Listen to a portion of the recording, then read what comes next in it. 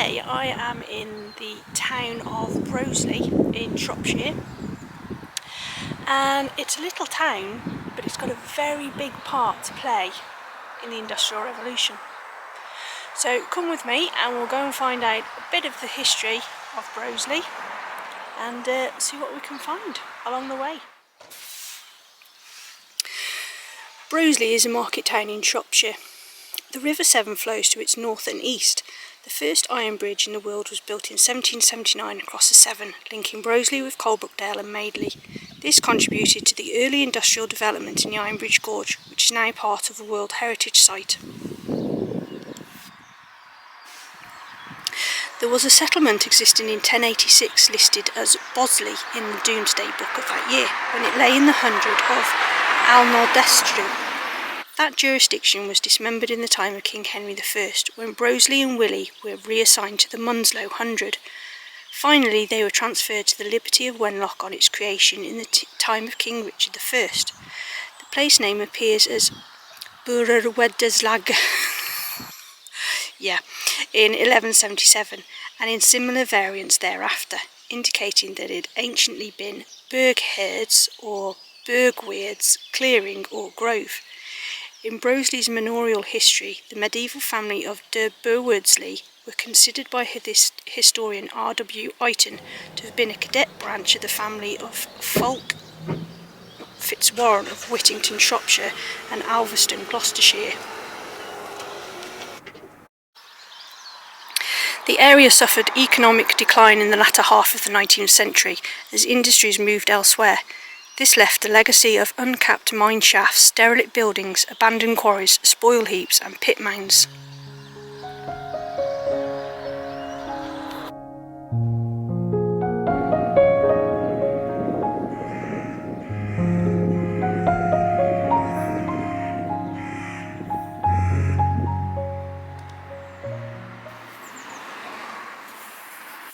So we start our tour here at All Saints Church in Broseley.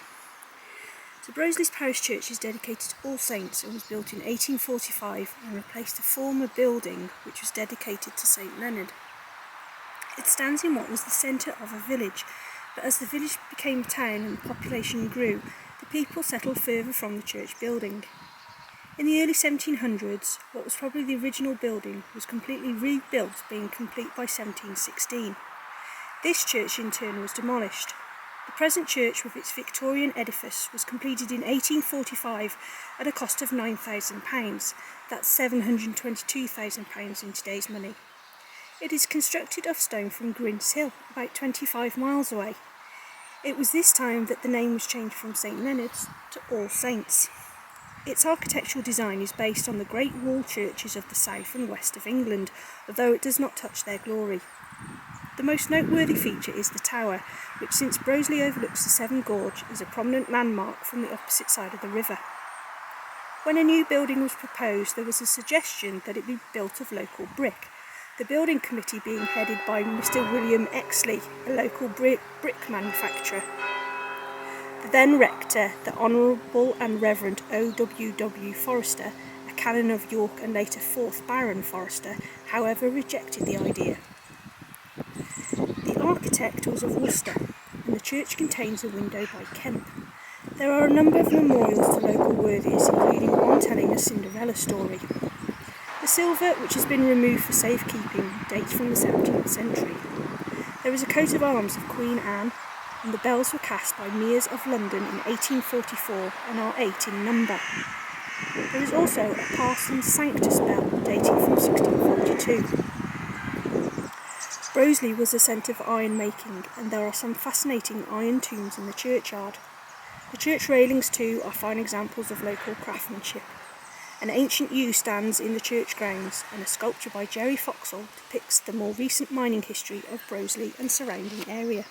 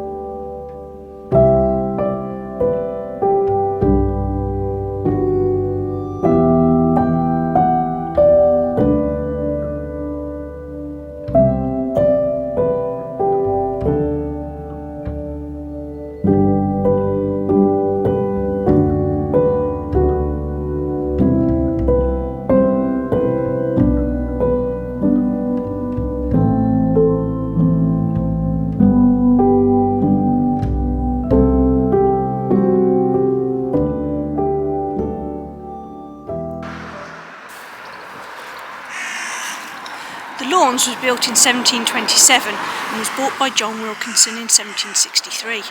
A new chimney piece was designed by Pritchard, and the house was later leased to John Rose, the china manufacturer. The large bow window was added in the 19th century.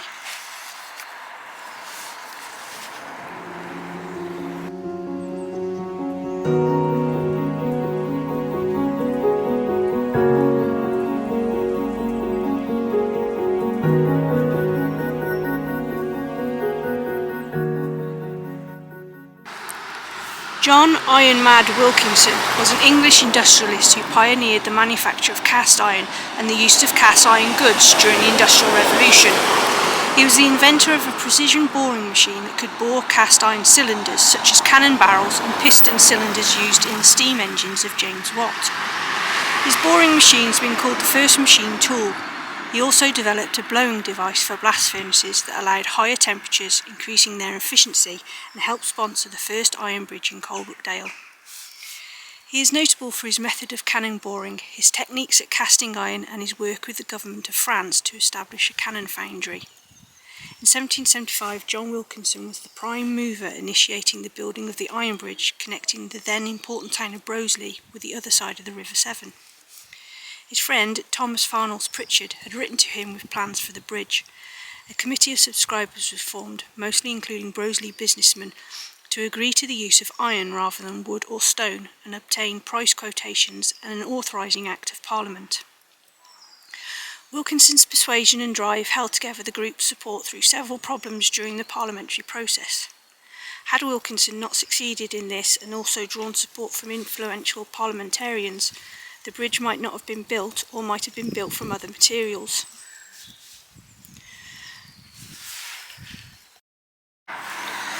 Consequently, the name Iron Bridge would not have been coined for the district of Madeley.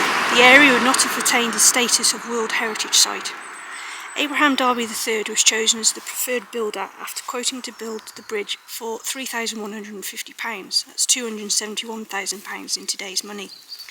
When construction started, Wilkinson sold his shares to Abraham Darby III in 1777, leaving the latter to steer the project to its successful conclusion in 1779 and be opened in 1781. In 1787, Wilkinson launched the first barge made of wrought iron constructed in Broseley. It was a development which would become common over the years ahead and in large ships in the following century. He died on the 14th of July 1808, aged 79, in Bradley near Wolverhampton. He was buried in an iron coffin, originally at his Castlehead estate at Grange-over-Sands, but his corpse was moved several times over the next decades and is now lost. The primary school in Broseley is named after him. This is Raddle Hall. It was built in 1663 and it was at one time the home of local historian John Randall.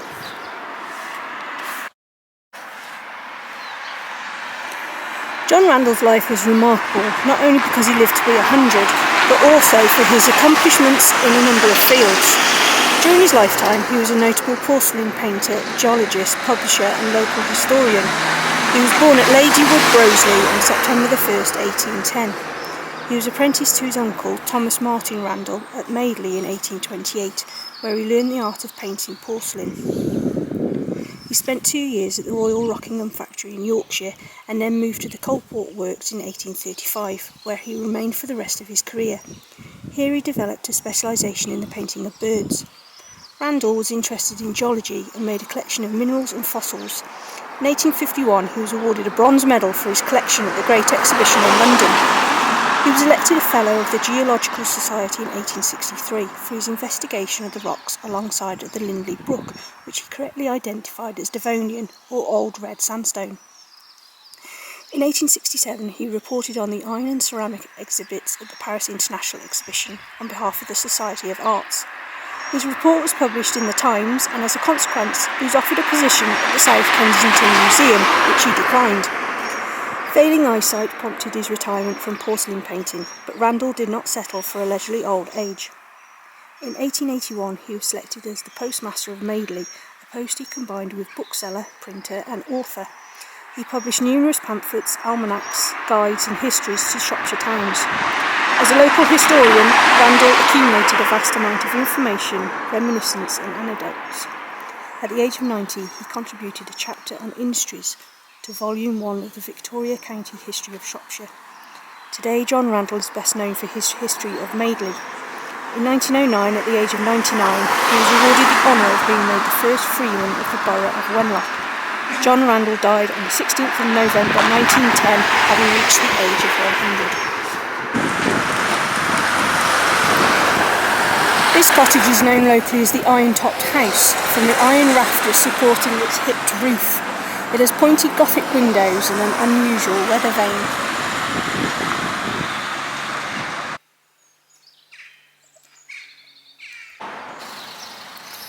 This is the old school, dating from 1855. This was designed by the architect Robert Griffiths in a Gothic style, using the distinctive Broseley blue brick. The building is now a health centre, library and town council office.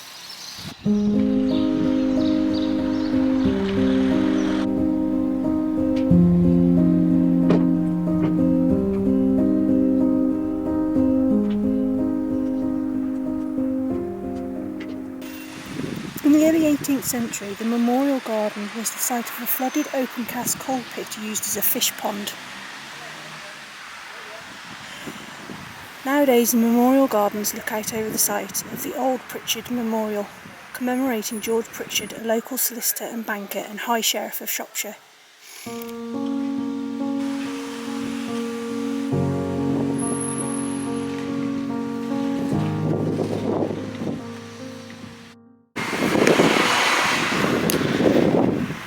This is Victoria Hall. It was built in 1867 as a meeting place for the Plymouth Brethren.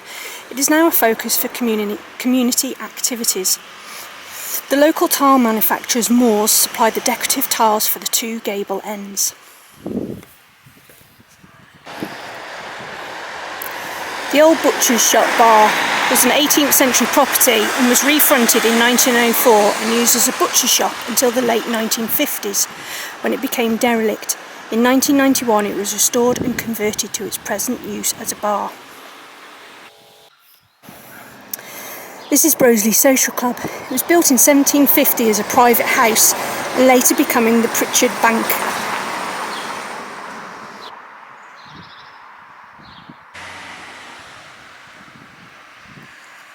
Angel House nearby has a timber frame structure at the rear, but is substantially Georgian in style. Above is an interesting window with a cast iron frame. Like many houses in the town, it was once an inn. The etched glass panels at the front are a relic of this.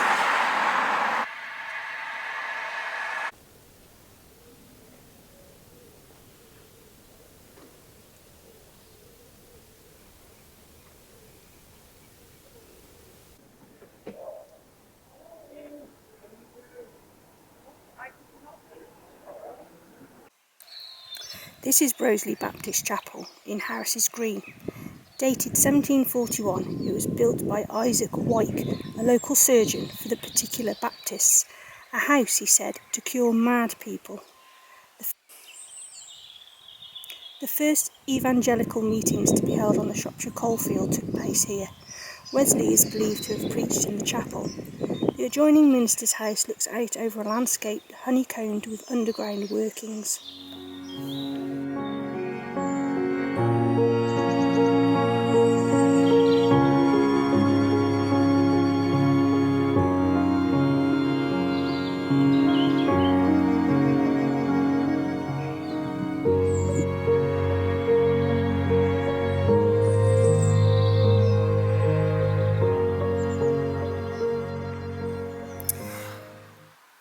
This house on the corner is called the Burnt House, so called on account of a fire in June 1883 which partly destroyed the building, and it bears the inscription Inigo Acton built this in 1742.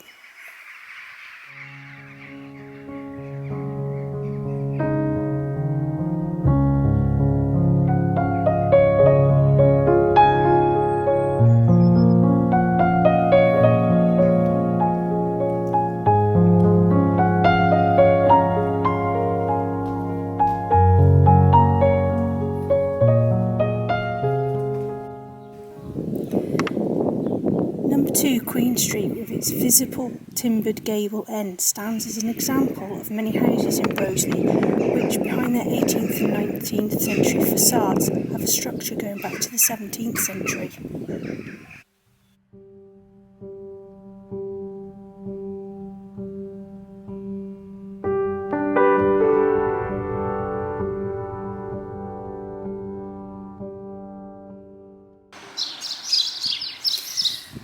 Now on King Street, where Orchard House, behind its early 19th century railings and gate, retains many of its 18th century features.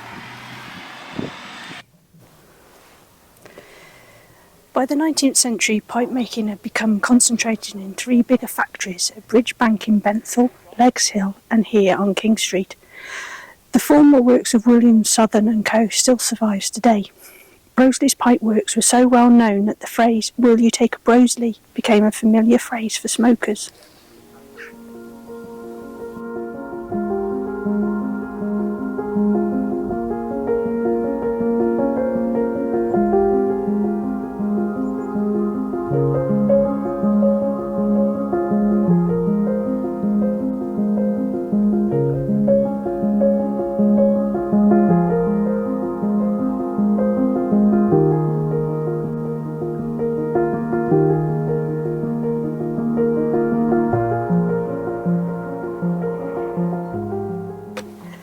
This is the Quaker burial ground, where Abraham Darby I is buried.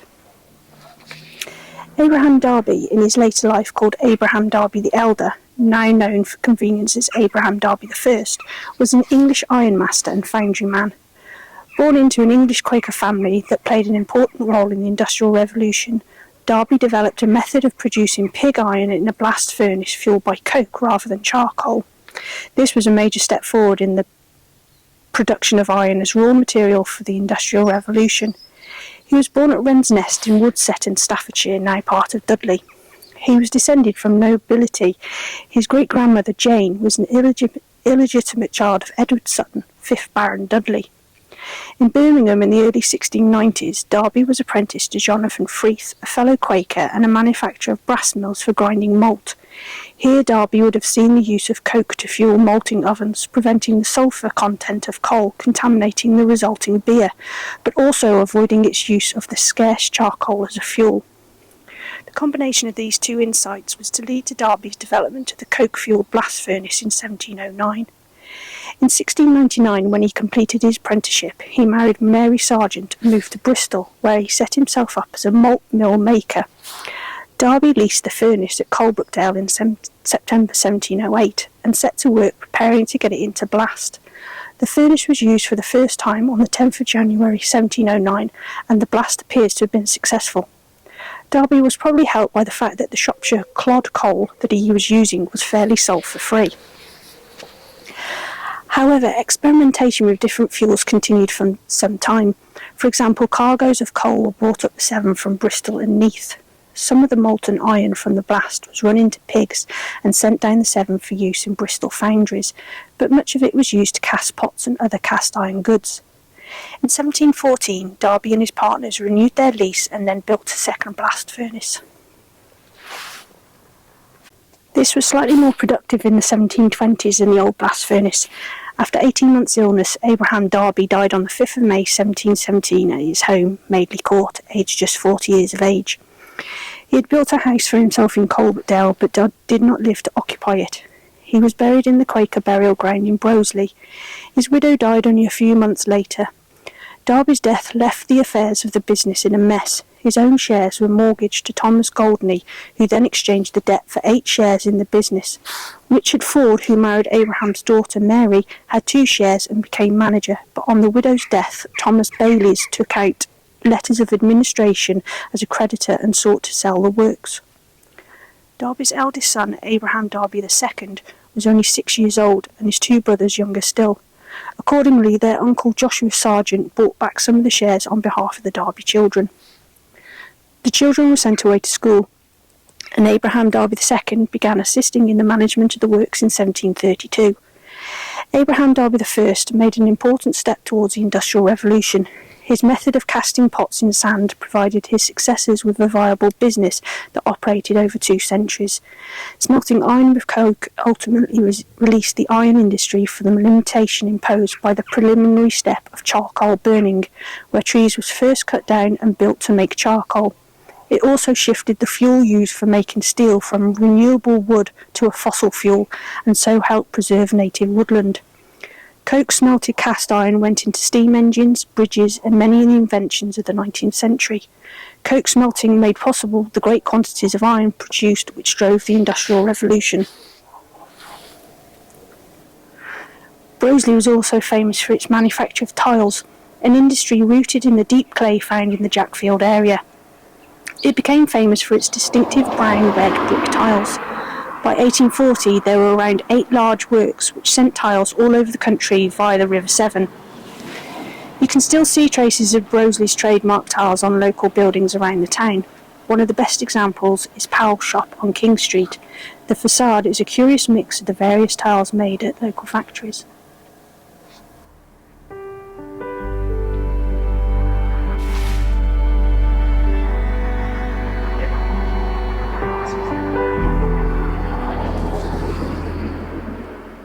This is the old Leggs Hill School. The building became the Infants' Day School for Broseley Wood in 1892, and prior to that it was a working men's institute. It was one of 2 schools in the town which closed in the 1960s when a new primary school was built at Dark Lane. On closure, it became the headquarters of the local Territorial Army volunteers and remains in their possession.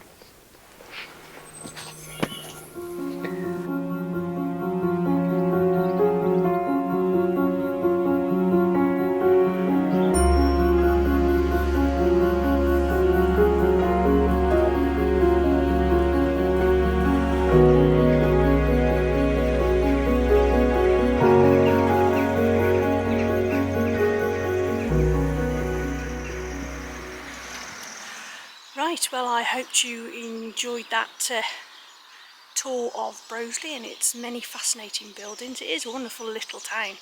It's quite overlooked really, but it's fascinating, and there's lots of links to the Industrial Revolution here in Shropshire. So thank you for joining me. Leave us a comment if you know Broseley, or you're from Broseley, or know some of the stories, and I shall see you in the next part where I explore the jitties here in Broseley. So look out for that.